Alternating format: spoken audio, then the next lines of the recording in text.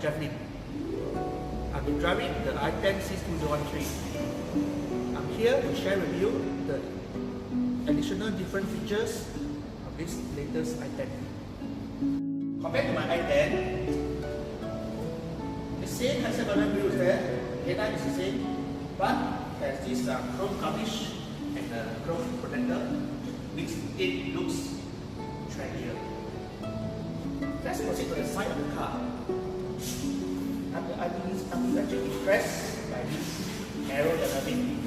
Though it's unchanged, but I'm very with the center point of this car. Check out the aerodynamic. Compared to my i10, this i10 has striking side skirts and new 5-spoke rims. 165, 60, 14 tires. Compared to my i10, there's only one major changes in this car. It's a rear foglight and large rear tail lights, which can be seen from far. The aerodynamic rear spoiler and rear bumper is still the same.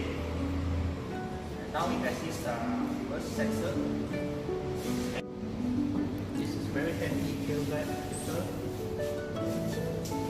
The boot space is good enough for 4 person in their luggages, and the party trick, great for me to hide my gadgets.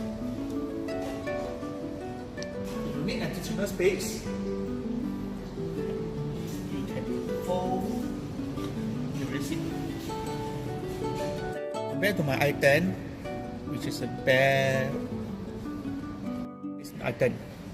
Rear fog light, headlamp leveling, and dashboard dimmer.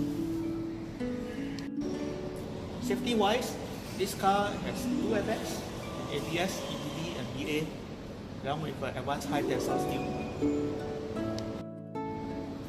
I enjoy driving this i10 because it's higher than usual sitting position. Normally, you sit in the car. Now I'm sitting on the car. Higher than usual visibility and ample headroom and legroom. One thing I enjoy in the i10 is the ergonomics. The gear level, the switches are all easily within reach with fingertips. I wish all cars have this passenger airbag option, because when this off, you can put the child seat in front. Let me show you the extra features of this car. Center rear headrest, 3-point seatbelt, ISOFIX child anchor point, and good news, this car now comes with full leather seat. I bought my i10 back in 2013 for almost 50k. Now, with extra features, this i10 is now yours for 30 over 1,000. So stocks are limited. Please call me now. What are you waiting for? Call me now.